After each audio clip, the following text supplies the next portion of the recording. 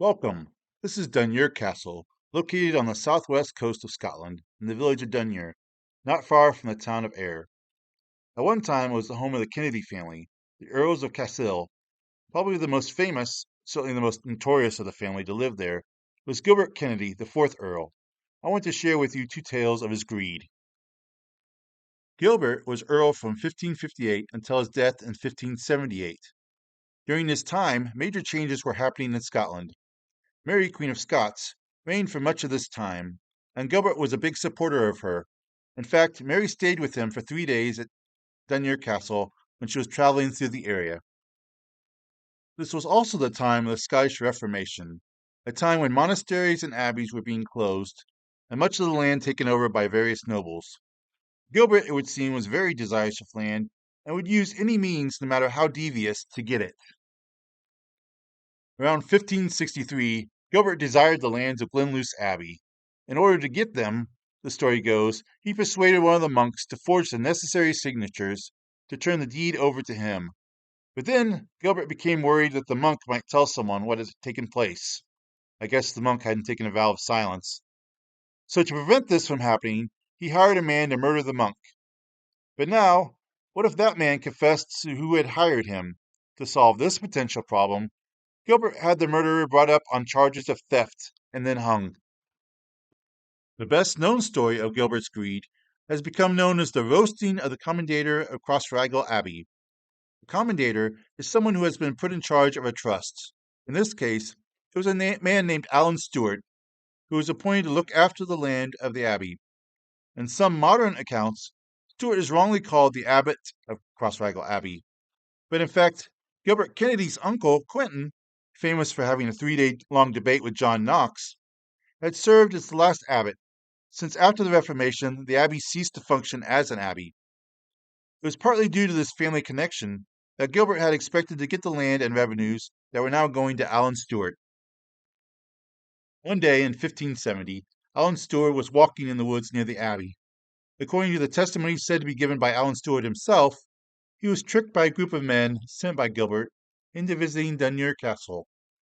Once there, Gilbert had him put in prison, where he was left for 2 days. Gilbert then demanded Alan sign over the land to him. When Alan refused, Gilbert had him taken to the black vaults of the castle.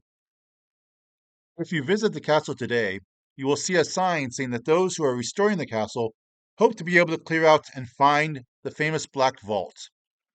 In this vault, apparently accompanied by his cook, pantryman, and baker, along with some guards, Gilbert had Alan placed over a fire and roasted. Alan, though in great pain, apparently refused to sign over the land. A few days later, the whole process was repeated, until finally the land was signed over.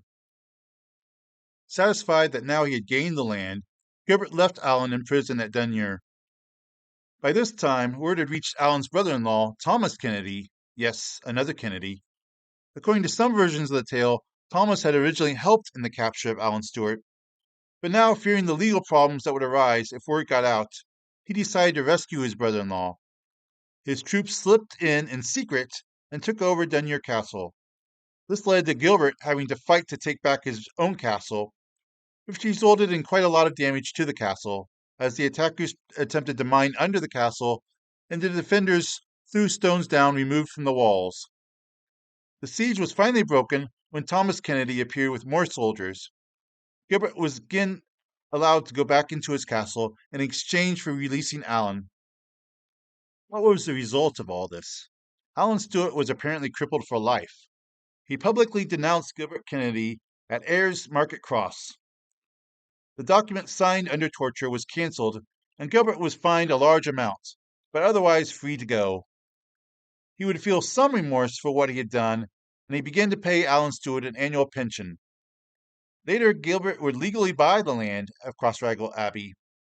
Perhaps not the happy ending one would expect, but it did have the benefit of preserving the abbey.